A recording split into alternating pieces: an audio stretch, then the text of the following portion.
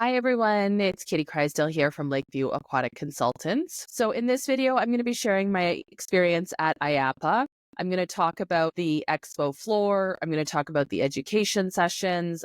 I'm going to talk about some of the special sessions that I paid extra to attend. I will briefly touch on my hotel, but the hotel I stayed at, I do not recommend booking. So largely this video is going to be focused on the actual IAAPA Expo itself, and then you can decide where you want to stay if it is a show that you end up going to. So to start off, the reason I decided to attend the IAAPA show was because I've been looking to get more diverse experience in education in other industries adjacent to aquatics and recreation. A long time ago, I had a boss who talked very much about not becoming overly specialized, lacking diversity such that you cannot assist with other projects or that you're not considered for other workplace opportunities. So in the last year, I've been trying to move away from the same conferences in Alberta or Canada that I've attended numerous times. And that's how I ended up at the World Waterpark Association conference and trade show. And that's also how I ended up at the IAAPA show in Orlando. I first started hearing about IAAPA a number of years ago when I started listening to the Attraction Pros podcast. That podcast is hosted by two amusement professionals from the dry sector. Their background is primarily in dry amusement parks. They've shared a number of times special IAAPA shows where they talk about their experience going to IAAPA, why it's a valuable experience. And based on hearing firsthand from them about IAAPA, it's been on my radar for probably 2 or 3 years, but I didn't understand how accessible the fee was to attend. And so it was only this year in late September of 2024 when I put together exactly how much it was going to cost me to attend.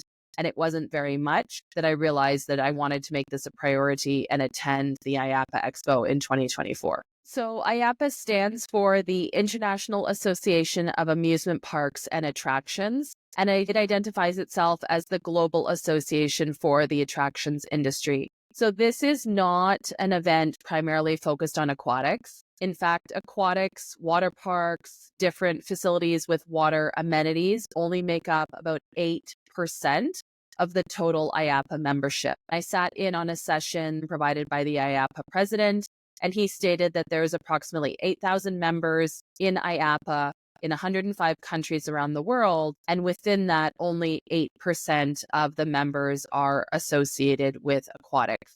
Now, keep in mind, IAAPA's membership is based on the idea the facility only has to have one membership. So if you were Walt Disney World in Orlando and you have multiple amusement parks and 54,000 employees, you are technically only required to have one membership for that entire amusement park. When I joined IAAPA, Katie, I joined as an independent consultant. I could register Lakeview Aquatic Consultants as a member of IAAPA, but based on what I was interested in doing and what I thought I would do with the membership, it didn't make sense personally for me to register the company as a member. I just paid for the $99 individual membership, and then I'm listed within aquatics in services and consulting. So to start with the cost, you do not have to become an IAAPA member to go to the IAAPA Expo, but I think it's really valuable if you can join as a member. Not only does that get you a cheaper price to attend the IAAPA Expo, but it also includes access to the education sessions, which would be an extra fee if you registered as a non-member. So I highly recommend that you become an IAAPA member. $99 for 1 calendar year is a tremendous value, if only for the discount to attend the expo. Even if you have no plans to attend the expo, you can sign up for free webinars that they host throughout the year. I think I've been to 3 or 4 already. One was on dynamic pricing at amusement destinations. Another one I attended was on health and safety audits of amusement parks in Europe. Another one was on Halloween theming. So the webinars have been really, really valuable. And the other thing you get with IAAPA is you are connected in a member directory called IAAPA Plus. And I think this is really, really a wonderful resource that people don't realize they have access to. So it's not the case that you only have access to the directory during the expo. Permanently, IAAPA has a directory that you can log into to download the bi-monthly magazine, which they do not send out by mail. But there's also the opportunity to message and connect with IAAPA members directly in their portal. So it's almost like an individual form of LinkedIn where you can message other IAAPA members. You can share links, you can post information. I haven't done a ton of things with that directory, but it is a great resource. So if you want to send a message to a specific individual that you did not see at the expo, you do have that opportunity so long as they are a member. So the IAAPA Expo takes place every year in November in Orlando, Florida.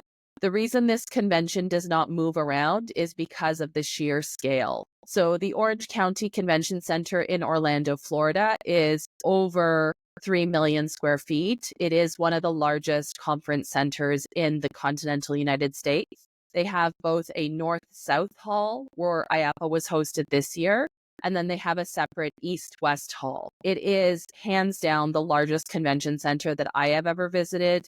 The show floor, the expo itself, is over 500,000 square feet. And then the north and south concourses, where there's all kinds of other amenities, is ginormous. So we're talking dozens of washrooms, dozens of food court areas, dozens of seating areas and offices. It is a huge facility. So it is definitely understandable why this event does not move locations year after year. And after having attended the expo and talking about the coordination that goes into having all of these hotel blocks available, there's not just one hotel block at a couple of hotels. There were, I believe, 15 or 20 hotels participating in the hotel block for IAAPA at a variety of different price points. There's shuttles to the hotels. There's a variety of special events that are hosted throughout Orlando. It makes complete sense that this event would be every year in the same location because the production that goes into an event of this size, there was over 2,000 exhibitors and over 42,000 attendees this year who went to the trade show floor. So as you can imagine, this is basically putting on a small city event for 5 days each November. So IAAPA runs for 5 days. It runs from Monday until Friday. There are education sessions available from Monday until Friday. And then the expo or the trade show floor runs from Tuesday to Friday. I flew in on Tuesday. I took a flight directly from Toronto. I had stayed in Toronto for a few days prior to that, visiting friends and family. So I was able to get an early morning flight from Toronto, flying to Orlando. I landed at about 11:30 and I didn't have a checked bag. So I just went into the washroom and got changed into my office casual clothing. There is a dress code for this convention. Certainly, I did see people in shorts and t-shirts and polos and chinos, but I would say that the vast majority of people who are staffing the exposition floor and the booths are very much in dresses and nice shoes, suits and ties, jackets and nice pants. The one big thing I will say is that footwear is absolutely critical for this event. No matter what you do, you must plan comfortable shoes for this event. There is no ifs, ands, or buts about it. I am very comfortable walking in ballet flats for great distances. My feet are pretty sturdy. I've walked long distances in ballet flats or basic shoes, and I was in pain after a couple of hours on this convention floor and switched to running shoes. There were a number of people, even the very well-dressed European hosts or booth staff. Everybody was in very nice clothing, but everybody had on running shoes because this convention center floor is brutal. It is just a tiny layer of carpet on bare concrete, and you will feel it in your legs and your back. Even as a healthy, active person, at the end of a day at this convention, I was easily up at 17,000, 18,000, 19,000 steps. And if you did not have proper footwear on, you would be in serious pain. So my flight landed at 11:30. I was able to get changed, get an Uber, and get over to the Orange County Convention Center by 12:30. I picked up my badge and I immediately went down to the expo floor to get a lay of the land. I had signed up for education sessions, but I didn't have any scheduled until about 2 o'clock. So I wanted to wander around the expo floor and really get a sense of what booths I wanted to visit, what topics I wanted to see. That's generally what I do at any conference or expo is I wander around and get a sense of what booths are busy, what booths are quiet, which people I want to talk to. And the exposition floor only opened at about 10 a.m. on Tuesday. Keep in mind that I arrived at 12:30 p.m. and it was absolutely mobbed, absolutely mobbed. There were some key areas like the food sections, which understandably around 12:30 or 1 o'clock, everybody wants snacks and samples. It was shoulder to shoulder in those alleyways or in those pathways. And so the first thing I want to start by saying, if you plan to go to IAAPA, is I don't think you need to be there on Tuesday when the expo floor opens, unless you are planning to attend special events that open the entire convention. So I landed on Tuesday and I stayed at the conference from Tuesday until Thursday. And then I left on Friday. In the future, if I was coming to visit the expo floor and I didn't have any reason to attend opening ceremonies or any of the hosted parties, I would probably plan to spend Wednesday to Friday at the convention, because Tuesday on the trade show floor up until about 4 p.m., which is the last hour or two before the expo closes, it was absolutely mobbed. And so if you are planning to go down the different pathways and look at booths, if you want to talk to individuals about their products, if you want to be able to pick up products, take photos, it was very, very crowded. I am not claustrophobic, but I did not find it to be particularly productive in those first few hours, 12, 1 o'clock, 2 o'clock. So I ended up going outside to the parking lot where there were a variety of displays such as trailers, inflatable bouncy houses, axe throwing. I went outside and was able to walk around and look at those products and talk to those distributors without the crowding that was very apparent in the convention center hall. So I would say if you want a chill experience, you don't want to be molested by lots of people being around, that going to the expo floor in the first 5 or 6 hours that it opens on Tuesday is maybe not the best way to go. I went to my first education session around 2 o'clock. The education sessions are included if you are an IAAPA member. There is no additional fee. So the $199 expo fee does get you access to the education sessions if you are a member. If you are not a member, then you do need to pay the expo fee and an education fee. $199 is a really great value to get both. And I really appreciated the opportunity to go back and forth between education and the expo floor. If you were on a budget, you could certainly just go to the expo floor without going to the education sessions. But I really did enjoy the education sessions as an opportunity to meet people in a smaller space, as well as the opportunity to sit down and rest my feet or charge my phone or get out my laptop and type up some notes. I don't know that I personally would have had the stamina to spend 3 full days just on the expo floor. It is a lot of walking, and I definitely needed the breaks. When it comes to the education sessions, I think it's really important to say up front that a lot of these education sessions are staffed and organized by brands and individuals who work for brands. And so they're not necessarily as neutral as other conferences that I have attended in Canada and the US. I think as long as you know that up front, you can still find these sessions valuable.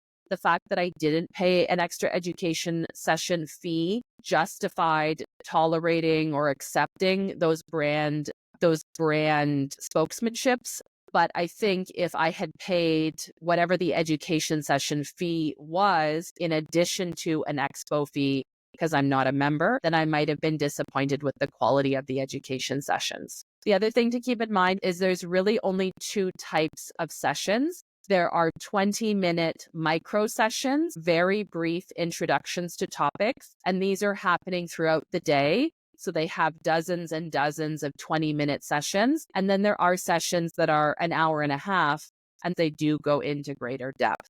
I found myself primarily happy with the 20-minute education sessions that I went to. It provided me the opportunity to learn about different topics I wasn't experienced with. They were not primarily aquatic sessions that I went to. The whole reason I went to IAAPA is not to learn from aquatic brands or suppliers, but I am interested in seeing what are the trends, for example, in dry amusement parks, family entertainment centers, wearable devices, what types of arcade games are trending. I didn't know before I got to Orlando that I was interested in all of these things. But if we talk about disposable income that our customers have access to, our aquatic facilities now competing with other recreation and amusement centers, it was really, really interesting to see what other things are trending, what other topics are coming to the top of the industry. And if you are someone who is curious about learning different aspects about different industries, nowhere else have I been where I can learn about the accessibility of roller coasters, food pricing in a retail environment, and then the organization of inflatable amusement parks. I found the whole convention and education sessions fascinating.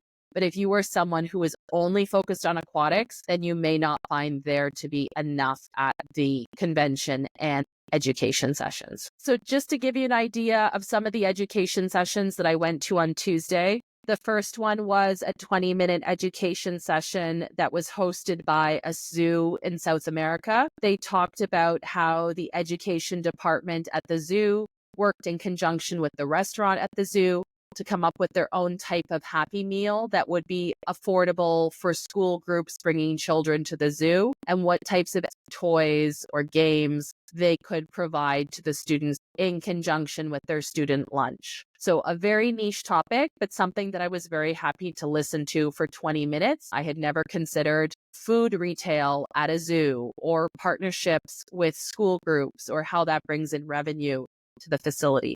Another session I attended on Tuesday, this one was an hour-long session on inclusion and accessibility at Morgan's Wonderland. Morgan's Wonderland is an amusement park and water park in San Antonio, Texas, that is world-renowned for making all of their amenities inclusive. So they have adapted swings, adapted water slides, adapted roller coasters. So people who are in wheelchairs or other mobility devices can fully participate in all of the amenities because they are left out of other types of parks and amusement rides around the country. So they talked in this session about their philosophy for designing new spaces in their dry amusement park.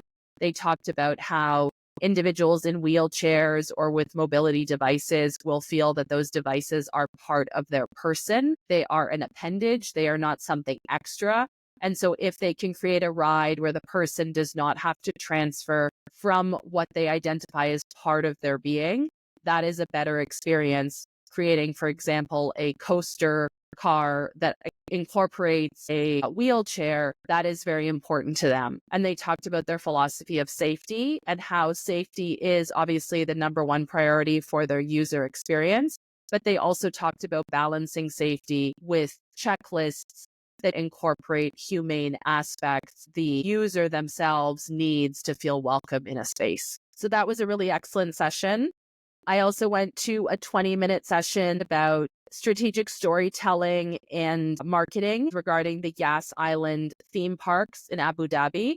So it's a Warner Brothers theme park, and they talked about partnering with Etihad, the airlines, and how they were able to increase their revenue at the parks through marketing in key destination markets, through advertising with Etihad and creating a cross-promotional brand sponsorship where right from the point people go to the airport, for example, in London, England, for their vacation in Abu Dhabi, how they could increase awareness and branding of Warner Brothers prior to people even landing in Abu Dhabi and going to stay at the hotel or attending the amusement park or the water parks. Another session I only went to for a short period of time was erasing the line between product and promotion. This was very much retail focused on places like zoos and amusement parks and aquariums and how they are creating opportunities for people to buy products when they leave the slide, the ride, the facility. And so as much as retail and driving revenue has never been a big part of any municipal aquatic facility I've managed,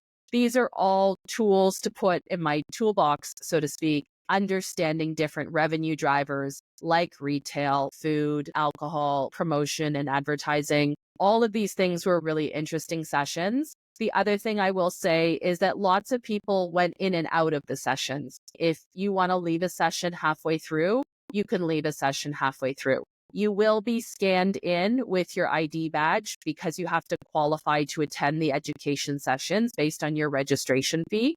But it was perfectly acceptable to pop in for 20 or 25 minutes. As long as you sit in the back and you're not disruptive when you leave, I think the presenters fully understand that they are competing with a 500,000 square foot exposition, plus people trying to have meetings and catch up with clients and colleagues. So this was not a conference where people sat perfectly for 1 hour in an education session, clapped, and then left. There was a lot of people going in and out. There was a few times I swapped sessions at the last minute, and there was a whole team of IAAPA staff on site to facilitate going where you needed to go. They were very well identifiable in a collared shirt with a lanyard, with a little sign.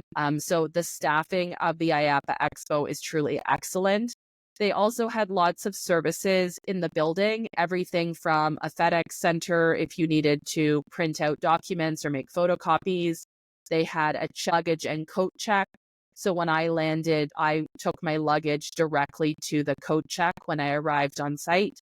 I paid $4 to check my suitcase for 8 or 9 hours. I didn't have to go to my hotel until later. There is very strong Wi-Fi that is provided through sponsorship at the event. There is 2 registration desks, both at the North and South Concourse. There is a variety of other spaces like member lounges, quiet lounges, multiple sets of restrooms throughout the building, couches and chairs, exterior spaces where you can meet up with colleagues. One of the challenges with this convention is the sheer scale. You are unlikely to run into people. You are going to have to make specific plans, either with a brand where you book in advance through the app, you set a meeting, or you message somebody through the app and you say, let's meet outside room 330 South CD at 4 o'clock because all the rooms are numbered 100 ground floor, 200 second floor, 300 third floor,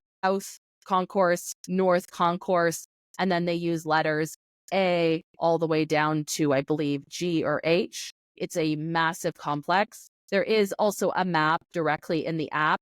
The IAAPA Plus app was excellent. You could go through and pick your education sessions. You could have notifications of upcoming events. There was communication where you could message with a brand, with a supplier, with a sponsor, with an individual member. You could also book meetings with brands. You could go through and learn about the different sponsors, the different activities. You could purchase registration for special events. You could look at the bios for individual people. So I posted my own bio and the information that I wanted to share. It was an excellent app overall to support participating in the conference. So as I mentioned, I arrived on Tuesday, November 19th. I got to the convention around 12:30.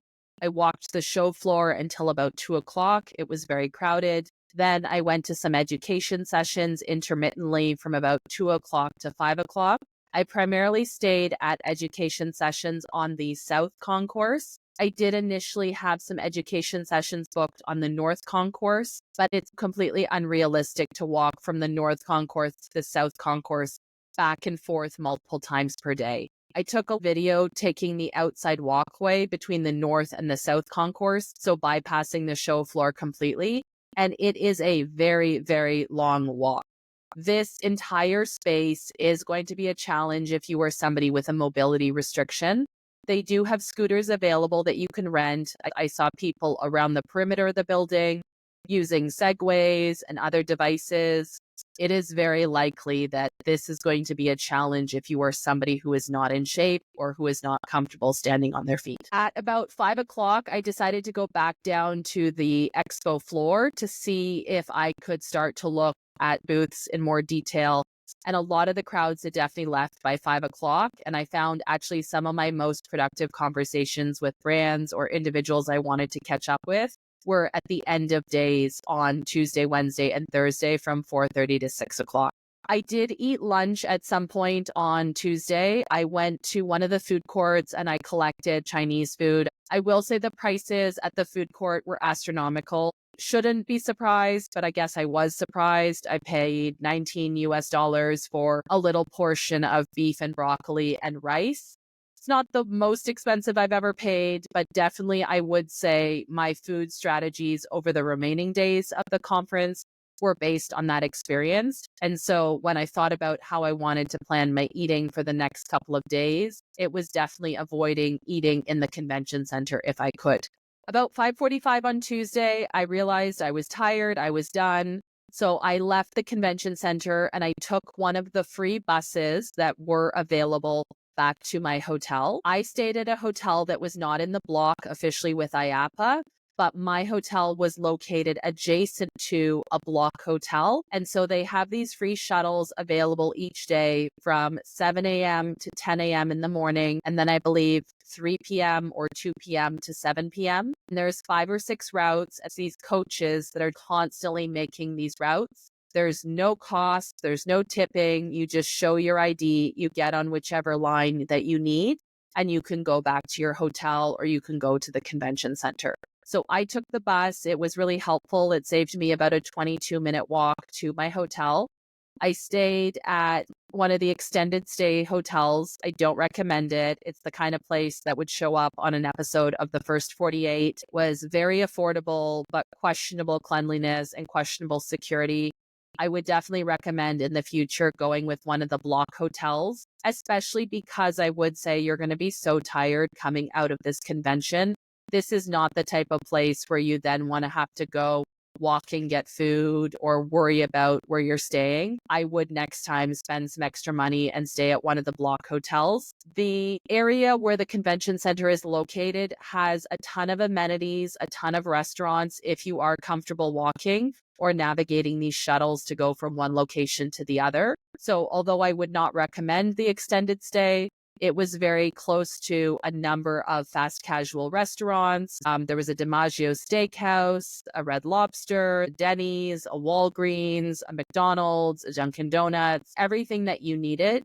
Because there is no meals included in the conference itself, I made a point to get up and I had a full sit-down breakfast at a diner located just down the street from my hotel called Flapjacks. I got there at about 7:30. I stayed there till about 9. It got quite busy because there are only so many restaurants in the area of the convention center. So I would recommend if you want to have a full sit-down breakfast to get there well before everyone else does. The expo floor opened at 10 a.m. So it did appear lots of people had the idea at 8:30 to go to breakfast to be finished by 9:30. And that's about the time that my restaurant was completely slammed. I already had my food. I was just sitting with my coffee. It was a really positive experience just to rest and regroup and figure out what booths I definitely wanted to see, what education sessions I wanted to see, to go through the app and look up specific contact information that I wanted to really have a good plan for day 2. So on day 2, 9:45, opted to walk over. There was a bus route available, but I did not want to wait for that. I had my breakfast. I walked to the convention center. I arrived at about 9:40 a.m., so it was very crowded because the expo floor had not yet opened. The education sessions typically started around 8:30 each morning, and so that actually changed my plan. I decided that it was probably not a good idea to go onto the floor at 10 a.m. with everyone else. So I actually went into the app and I found education sessions I was willing to attend.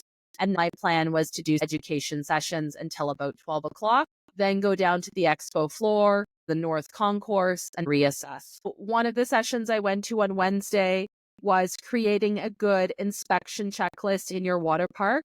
This would be a good example of a session where it was hosted by a brand that promotes maintenance software. I believe it was Mobaro, and there was the brand's logo on the slides. But the gentleman who spoke about maintenance checklists was very knowledgeable. His slides were completely legit. There were good ideas that I wrote down. He had a QR code to download the slides. And even though it was branded to his software, I didn't feel like it was a sales pitch. And so I appreciated that 20 minutes refreshing a topic that I would always benefit from learning more. I also really appreciated that it was in a smaller room of about 30 people. And so it did increase my odds of meeting other water park professionals or aquatic professionals. And I did run into a fellow CPO instructor, Alex Stewart from Colorado. I never would have run into him on the show floor when we're talking hundreds of thousands of square feet. From that, I went to a session that was actually about investment. It was called The Attractions Industry is Attracting Capital. How do I maximize my company's value?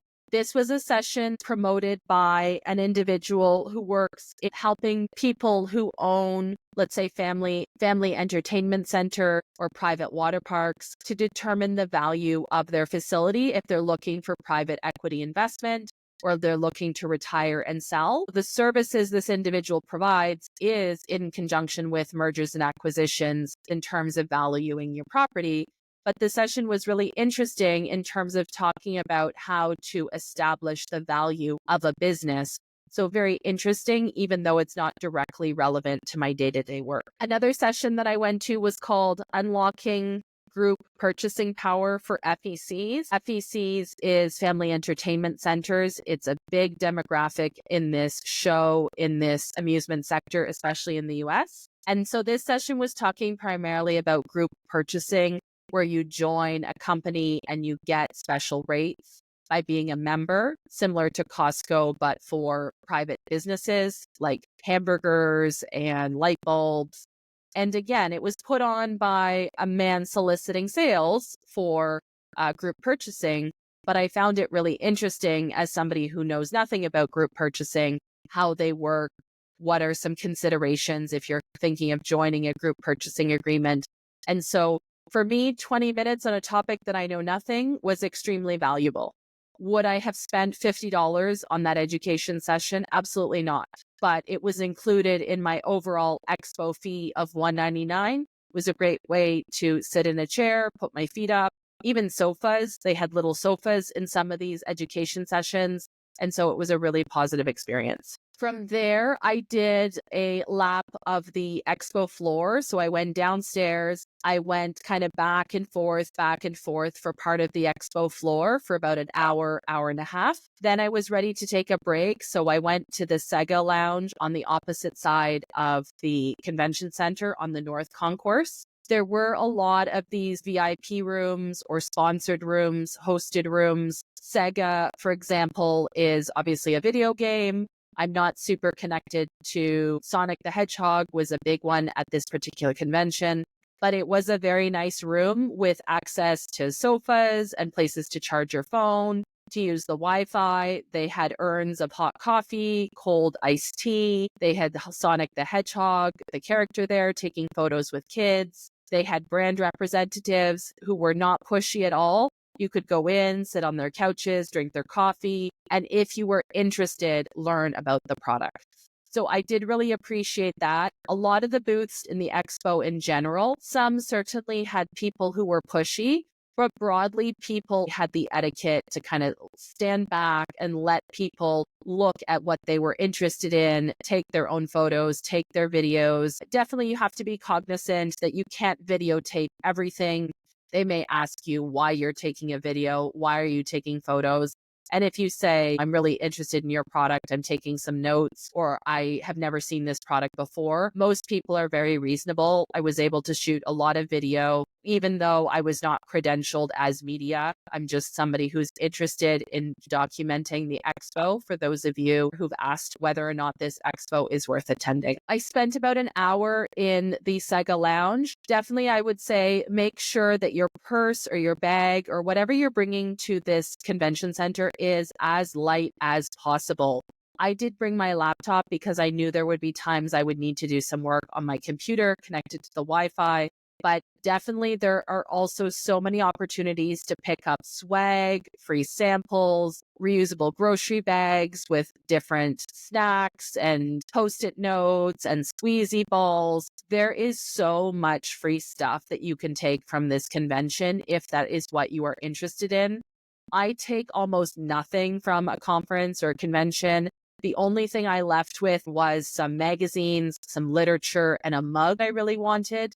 But there were people, shopping for their children in terms of toys and food samples and bags. That is another piece I should say about this whole conference is bring a checked bag. So I only had my little carry-on because I wanted to be able to get to the convention as fast as possible after my flight landed. When I left at the end of the week, I didn't pick up a lot, in my opinion, but I still had to check my carry-on bag on my return flight and take advantage of one of the free IAAPA grocery bags that are available all throughout the show floor because I had picked up literature samples for myself as well as clients. So if you think you may be taking anything available on the show floor, bring a checked bag with space because you will pick up a lot of stuff. So about 2:30 or 3 o'clock, I headed back from the Sega Lounge at the North Concourse to the South Concourse where I went to some more education sessions. It's really important if you can to pace yourself because the show floor is so big, so crowded, so overstimulating with noises and smells and lights. It is really a lot. And I could completely understand there were a lot of kids on the show floor. Kids receive free admission with a paid adult registration. So lots of people brought their children to try out different products or games or amenities that maybe they were considering purchasing. It was completely normal to have kids standing in front of you, for example, for ice cream samples or slushy samples or playing the arcade games or playing with the different toys. And I can only imagine how jacked up on sugar and tired they would be at the end of the day because I took regular breaks with the show floor versus the education sessions. It's really a lot. So in the afternoon, I went to a session called Incident Reporting, the Concierge Approach. This one was from a boardwalk in California where they have amusement rides and restaurants. And they talked about how they take a concierge approach if somebody is hurt or somebody has a medical emergency, how they dispatch the first responders at their park directly to the victim, how they transport them via golf cart, and then what other things they do in terms of transporting them to the hospital, following up with them, documentation, in terms of the customer service. At the root cause, this was to lessen their risk in terms of potential lawsuits or bad complaints. But it was a really interesting perspective in the way that we can better provide customer service in a situation that doesn't go so well. It's not only that we provide customer service in a good situation at our amusement parks or water parks. From there, I went to a session called Your Deposition is Served, Time to Prepare with Waterpark Attorneys. This one I enjoyed insofar as it was all lawyers who work in litigation with water parks. And they did take us through a deposition of an individual who was hurt at a water park and what were some of the considerations in terms of lax documentation, what the water park employees should and should not have done. But for me, I didn't love it because it was a role play. And so while I respect the knowledge that was shared and the credentials of all the lawyers who participated were really interesting, it was just not my favorite session, but it was still worthwhile to interact with different people associated with litigation, specifically against water parks in the US and around the world. From there, I didn't have a ton of time. I took the bus back to my hotel by taking the free shuttle to a neighboring hotel that was part of the block and then walking over to my hotel. And then I did a quick change and took an Uber to the evening water park social hosted at Volcano Bay. There were a number of social events that you could pay for as extra add-ons. None of them are required. I added on the water park social for aquatic operators that was hosted on Wednesday night. I believe it was an extra $79, and that included food, alcoholic drinks, and it included being able to visit a portion of Volcano Bay Water Park. You did have to pay for your own transportation to Volcano Bay. I think I paid $19 to get an Uber. You go to Universal, and there we had IAAPA staff showing us where to go because the water park was closed for the evening. And so it was our private event at Volcano Bay. Overall, I thought it was a worthwhile opportunity. There were about 450 people registered. I only had the chance to talk to maybe 10 or 12 people because it was a very large event. I loved the opportunity to see part of Volcano Bay.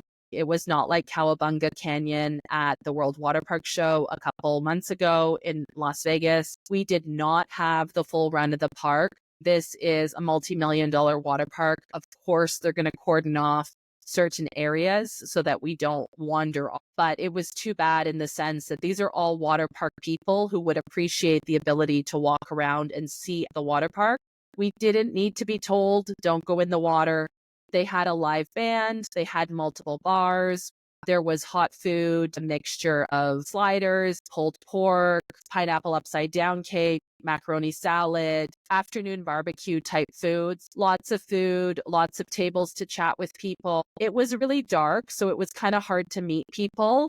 And then you did have to take your own transportation back to your hotel. That was not included. And I think on the way back, my Uber was maybe $12 because it was much later at night. So that was really enjoyable. I'm very glad I went. If you come earlier in the week, there is an opening ceremony on Monday night. On Tuesday night, a lot of the big brands had private parties for influencers or invited guests. So that is definitely something you would be missing if you came to IAAPA later in the week. Not sure that Tuesday is very productive because it was so busy, so crowded. Wednesday morning, the show floor was also pretty busy, pretty crowded. The afternoon was quieter, but definitely Thursday, when I went to the show floor, it was completely different, much more quiet. A number of brands I talked to said their important meetings took place disproportionately on Tuesday and Wednesday. So by Thursday and Friday, it was much quieter, much more chill. And I think that would be my preference if I wanted to go around and talk to brands or investigate products. Now, I would say on Thursday, because it was quieter, you are more likely to be approached or talked to by the sales reps in the booth. But if you know how to walk and know how to smile and nod and without really engaging, nobody is going to harass you. As compared to other conferences where people will look at your badge and call you by name, I only had that happen twice the entire week at IAAPA as compared to other conventions where people are really obnoxious. Thursday morning was a different schedule. I had paid an extra $79 to go to what was called the Canadian Breakfast. This was an opportunity for Canadian delegates to have hot breakfast together, to network. And then there was a short presentation from the Therm group, who is doing the infamous Ontario Place project in Toronto. I was initially very interested in what the Therm group had to say, but it ended up being a complete waste of time. They sent somebody who gave us the most generic sales pitch ever. I could have learned more from their website and their promotional literature than I did from the individual who presented to us. But the networking at the Canadian Breakfast was really nice. I met a number of people at my table, everything from a company that specializes in virtual racing for adults, a company that specializes in building plushie mascots, an individual who does drone shows, an individual who is Canadian but now manages a US water park. So the breakfast was very worthwhile, although I thought it was kind of stupid that the sponsor gave us maple syrup as a gift. Most Canadians don't need to fly to Florida to be told they're Canadian and be gifted maple syrup, but it is what it is, right? It was a 90-minute breakfast that kind of fills you up for the day. I went down to the expo floor when the Canadian breakfast ended at 10 a.m. And then I came back up for the first education session I wanted to attend, called a legal roundtable hosted by IALDA. I didn't realize I signed up for an education session that did provide a catered lunch. So that was a really nice bonus. IALDA is the International Association of Lawyers, basically for the amusement industry. They are lawyers who work directly with the amusement industry. So they would defend, for example, a water park or an amusement park against a claim of injury, or they would work with manufacturers of equipment. And this was a phenomenal luncheon, not just the food. The food was lovely, very nice, high quality salads and gourmet sandwiches and desserts. But this was a really interesting set of panels. They had 20-minute topics from different presenters. One was talking about velocity for roller coaster injuries. One was talking about legal precedents in terms of waivers. Another was talking about different symptoms and video reconstruction of injuries. Really interesting if you want to know the legal landscape associated with amusement and attractions. Here in Canada, we don't have a lot of litigation. And although I support not having excessive litigation, I do think sometimes for Canadian facilities, we don't take the risk of litigation seriously enough, in that we could be doing more to manage our risk and make our customers safer. So I really appreciated the opportunity to hear what the landscape is like in the US for some of these things, and then mentally be prepared for what's coming down the pipe eventually, for example, in Canada. One case that I thought was really interesting was they talked about a legal settlement of staff housing in an amusement park in the United States. There had been a claim of ageism, that an older person wanted to live in staff housing at an amusement park. Typically, we think of amusement park or hospitality housing as young people who like to party. And this employer refused to grant housing to this older person. And then there was a claim that their rights were violated, and there was a settlement. And I can fully think of clients that provide housing here in Canada. And so it's worthwhile to know of this particular incident. Or there was another discussion of a case in the US where a family was alleging that the plushie mascot at the park was not greeting children of different ethnicities, races, and backgrounds, i.e., the plushie is approaching and taking photos with only the white children, but not children of color. Although that case was dismissed, it did provide an important precedent for thinking about staff training for something as simple as mascot engagement, engaging equally with all children, all adults, regardless of age or race. From there, I went to a wonderful roundtable entitled Empowering Women in Leadership, Insights from the Waterpark Industry. They had, for example, Melissa Lockwood from Baha Mar. They had the woman from Volcano Bay. They had a woman who oversees a large water park in Mexico. They had a variety of women share their learnings from their careers, lessons learned, things that they would share as advice. The room was full. I would say there were 200 women watching this panel. It was very, very emotional and very, very positive to see that kind of representation and leadership. And all of those women said, contact me if you want to network, if you want advice, you can add me on LinkedIn. It was a very, very positive session, and it was lovely to see that on the schedule. And then I briefly attended a session, How to Harness the Power of Influencer Marketing for Your Attraction. This was hosted by Cole Brown from Park Pros. He was really doing this as a primer for water parks and amusements. I keep saying water parks, but all of these are primarily dry amusement park and attractions people. He was doing this session to talk about what to do to get started with influencer marketing and targeting influencers or content creators. So I only stayed for 25 minutes because I felt my time would be better served down on the expo. It was a great session if you didn't know anything about that topic, but for me, I'm not hiring influencers. I have a sense of how they work. I did go down to the expo floor for the last hour and a half, and I had really good conversations with some people I wanted to catch up with who had been very busy on Tuesday and Wednesday. I felt like Thursday afternoon was a really good opportunity to catch up with some of these people who I'd been texting with, but then missed them at their booth or missed them when they went to lunch. And then I also made a point to go to the back of the expo floor to the new attendee exhibits. So checking out some newer brands, some newer items that maybe I did not see. The expo floor is huge in terms of being separated into different areas, ranging from amusement rides to food concession, water park, arcade, inflatables. There were endless different zones. And I often thought I had seen everything in a zone. And then I would go, around the corner and realized there was actually another row in between the previous row that I had done. And so I would say if you're just here to see the expo floor, you need at least 3 days.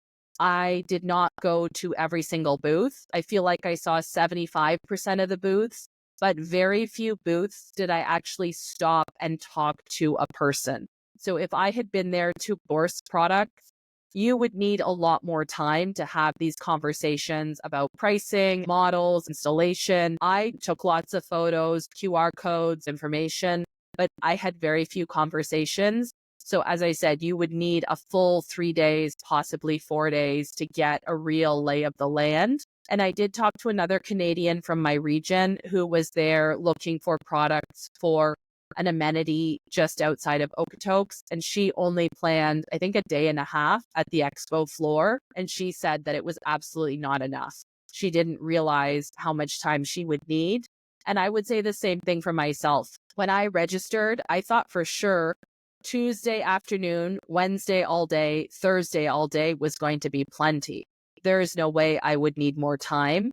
But in the future, I would definitely go for either the full 5 days at a more leisurely pace, not going for full 10-hour days. Or if I wanted to be strategic, I would go for Wednesday and Thursday and Friday, knowing that I would be missing out on the opening ceremony as well as some of the hosted parties. I made the decision not to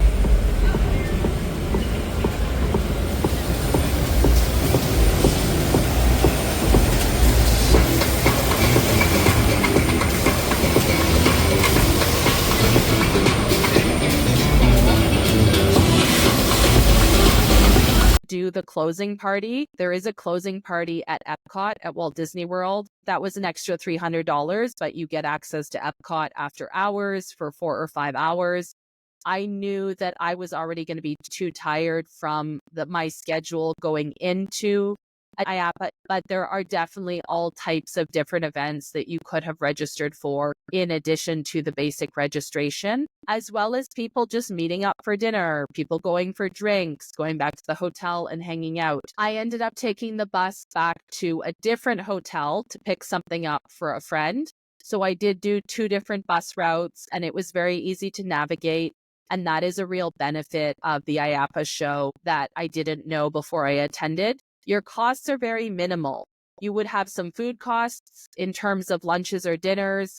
You would have your hotel, but you don't need to spend a lot on transportation if you're at any of the block hotels or if you're comfortable walking. It was a balmy 24 degrees Celsius the first couple of days I was in Orlando. The last day, it was 7 or 8 degrees Celsius, which was really cold for the Floridians, but not for the Canadians who, when I came back home to Alberta, it was -20. So I know this video is already quite long, and so I just want to wrap up with some final thoughts on the IAAPA Expo. A couple of mistakes I made that you can avoid making is I did not go for enough days if I want to have a leisurely opportunity to see everything and really immerse myself in a lot of the different brands and products available. I made a mistake not staying at one of the higher quality partner hotels. There were partner hotels and room blocks still available at the end of September when I looked. It was just the case that I was cheap and I didn't want to spend $170. But knowing what I know now in terms of how tired I would be, I definitely would have wanted the opportunity to order room service, to go sit in the hot tub or go to the gym and stretch out on the treadmill. So I would definitely recommend spending a little bit of money for a partner hotel because you're going to be so busy, you're going to want to be close by. I also made a mistake on the first half of day 1, Tuesday. I was wearing not comfortable shoes for the first few hours and my feet completely felt it. So do not pack anything other than comfortable running shoes or ergonomic shoes. Nobody is judging your shoes. As I said earlier, there were plenty of people in suits or nice dresses with running shoes. The floor is awful. It is a very large building. You will need proper footwear. And the fourth mistake that I made is not taking a bigger piece of luggage. I made it work in terms of checking my rollerboard and then having a knapsack and a grocery bag on the airplane. But if you were planning to pick up anything at the trade show, I would recommend a larger check bag that might be half empty that you can fill with items you collected. I should mention there is a trolley that goes in the area of the convention center. It's $2 cash and it's intended for tourists, but goes up and down International Drive. So that is another option if you do not want to take the shuttles for the IAAPA Expo. There is this trolley with very clearly marked stops. And I did talk to some tourists who said it was very easy to use to go back to their hotel, to go down to eat, to go up to the Ferris wheel. So that's what this is. This is about the trolley, but I never ended up using it. So I already talked about the 4 mistakes I made attending IAAPA Expo. 4 things I think I did well. The first is I checked the app well in advance and made a list of all the brands that I wanted to seek out on the expo floor. And there is a mechanism in the app to flag them into a to-do list, and then you can go and see them. Also made a point of not overcommitting or overbooking myself in the mornings and the evenings. And I feel like for me personally, that makes a show very successful. So at the end of a long day, I had most of the evening free to get a good night's sleep. On the Wednesday morning, I got up when I was ready and I went to breakfast at a diner near my hotel. On Thursday, I didn't have to be anywhere until the 8:30 Canadian breakfast. On Friday, I didn't have to leave until 8 for my flight at the airport. And so I think that's really important to not be overwhelmed and overstimulated, and to really remember what you need to get done or to catch up on emails, or I need to go back and see these brands. There was a few times that I realized, oh shoot, I meant to go do this. So one of the things I didn't even cover in this video was the Halloween display and the food areas. So not only was there food that you could purchase, so there were several food courts where you could go and eat, where there were things like sandwiches, burgers, pizza, hot dogs, Chinese food, tacos, gyros, souvlaki. There was lots of food options, but there was also a food hall specifically to showcase food products that you may want to purchase for your amusement park. And that was separate from the food hall on the expo floor. So on the expo floor, they had things like mini donuts, ice cream, cookie shot glasses that you could fill with coffee or milk. They had popsicles, funnel cake. They had so many different types of foods on the floor. But then upstairs in the food hall, there was alcohol service, those Korean spiral dogs or waffle fries or donuts. So there was different types of products in different locations. And there was also a phenomenal Halloween hall where you could go and get ideas for Halloween, because a lot of these amusement parks and water parks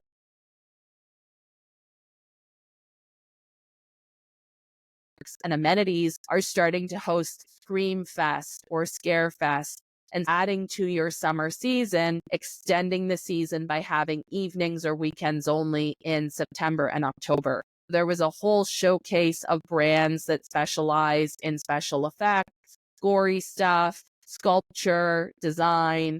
That was really interesting. Has nothing to do with my daily work, but super, super interesting. There was also a members lounge. There was also a professional development area where you could talk to people about training.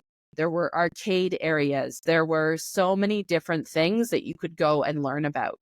So definitely having a sense of what you specifically want to go target is helpful, but then also leaving yourself open to wander around and see what's interesting. I didn't know I was interested in temporary glitter tattoos, but I was walking through an area and the woman said, you should take a tattoo sample. That is her being a good saleswoman. And I got one of these glitter tattoos. After I had it on for a few hours, I actually started to think about clients who are interested in offering services to generate revenue. And if they're interested, I now know of somebody who provides easy to install glitter tattoos. The same way when I was down in that area, I also saw curling that can be done outside on the street without ice. It's a pop-up curling kit that you can set up, or I saw these little Irish bars that is basically a shed that you can set up on property or as part of your event. So one of the other things I would say I did really well was pacing myself, but also mixing up the types of activities that I did, walking the show floor, going to education sessions, giving myself grace to sit down for an hour and have a cup of coffee, charge my phone. Your phone battery, you will go through it like crazy if you are taking photos and videos, if you're using the app, if you're messaging with people. Even though I would start the day with a fully charged phone, usually by 2 or 3 o'clock, I'd be down to 40%. I'd sit for an hour somewhere, charge my phone, and then go back out. For 2025, will I go to IAAPA again? I think this would be a show that I would go to every second or third year because I don't directly interact with a lot of these items year over year. Unless I was invited to VIP events or hosted parties on the first few nights of IAAPA, I'm not sure I'm going to go in 2025. The cost is absolutely worth it, no question about it. But because I live in Western Canada, it is a bit of a trek to go from Alberta to Orlando. There is only one direct flight through WestJet. It's quite expensive. So otherwise, you are going through Toronto, and it's basically a 12-hour day with 2 4-hour flights and a layover to get to Orlando. That's not meant to complain. That is just to say it's 2 days of travel. It's not a quick visit. If I'm already going to be in the area, absolutely, I would recommend this. But in terms of my schedule for the fall of 2025, I've already committed to the World Waterpark Association show in Orlando in October. I don't know if I'm going to want to go to Orlando again 3 weeks later for IAAPA. The good news with IAAPA pricing is that the price is pretty consistent. I do not believe there is a different price if you register late. There were people who showed up to IAAPA and registered on the spot. I'm sure the price went up a little bit, but to my knowledge, it appeared that the price was largely the same, quite close to the deadline. It is not the case where capacity is going to sell out. They just came out with the reports a few days ago that over 41,000 people went to the expo floor. And I think there's potentially more than that if you're factoring in the suppliers and the people exhibiting. It's a massive, massive expo. I'm so glad I went. I had such a great time. In terms of the networking, I was very happy to talk to the people I did talk to.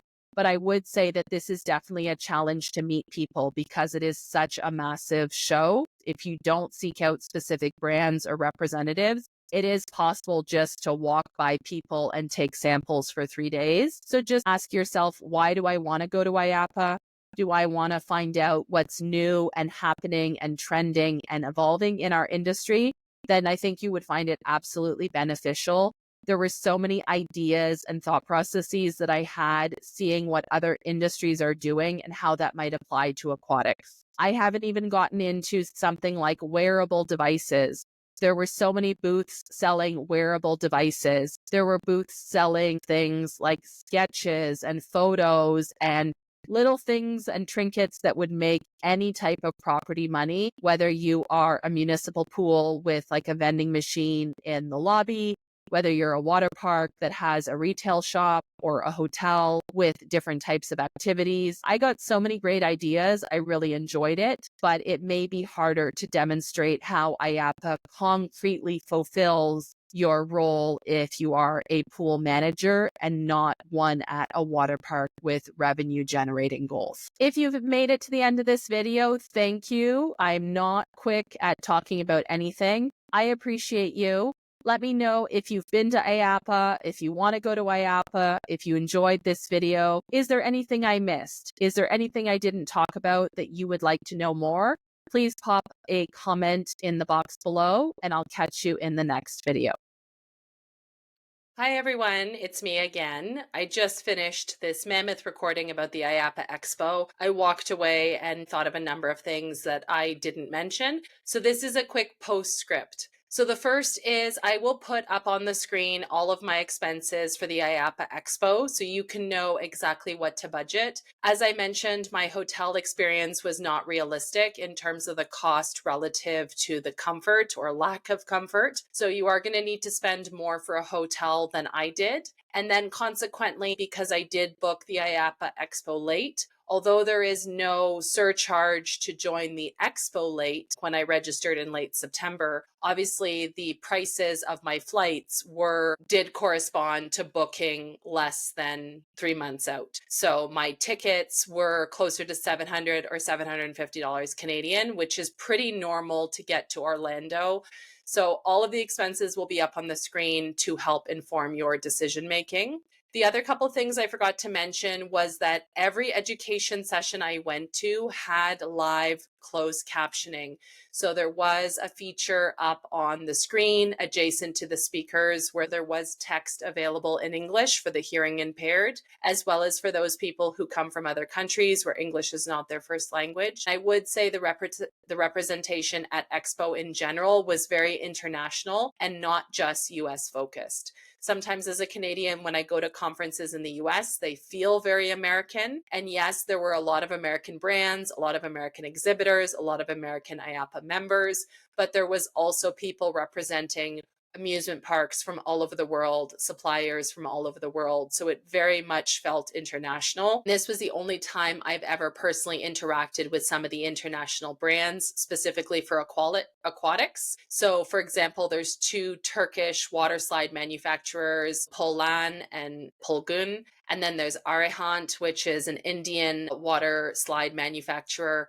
There was Swiss cable car manufacturers, Italian roller coaster manufacturers, Chinese arcade game distributors. There were people from all over the world. So that was really, really nice to see. It did have on your ID badge where you were from, what country, but I would say it was written in really small font. So you'd kind of have to squint to notice what country somebody was from. The other thing I wanted to mention is some of the live sessions also had sign language interpretation. I don't know how they decided which sessions were deserving of sign language interpretation in live time, but there were a few sessions I went to that had that. And most importantly, the reason I came back to record this postscript is to let you know that a lot of the education sessions are available directly in the IAAPA Connect Plus app after the conference. So it is a week later, and there are tons of education sessions that I could listen to from my phone in my house if I so choose. I don't know how long these sessions are available, but that is a huge bonus, so that if you did want to go to sessions that conflicted, or if you wanted to focus your time primarily on the expo floor, but you were still eligible to attend the education sessions because you joined IAAPA as a member, you can go back and watch those directly in the app, as well as see the presenter's contact information, message them directly, get more information about brands where they'll have their documentation uploaded. I barely scratched the surface on the app. You can make yourself private or you can make yourself public, and you'll be linked to different sessions that you're attending. That might be a bit creepy at another conference. You don't want people to track you down. But a conference this size, it's very hard to find people. It's such a big venue. And also people change their schedule at the last minute. They don't show up to events that they've paid or registered to attend if they're tired, if they're in the middle of a sales discussion with a brand. There's lots of options, but the app is definitely integral to your experience. It's much easier to navigate the app in terms of sessions you want to attend, where you're located on the trade show, what booth number you're going to, where is the closest location for bathrooms, quiet space, or nursing room. The app is where it's at for most of the information, specifically at the event. So that's it. That's all. Thanks so much for watching. I'll catch you in the next video.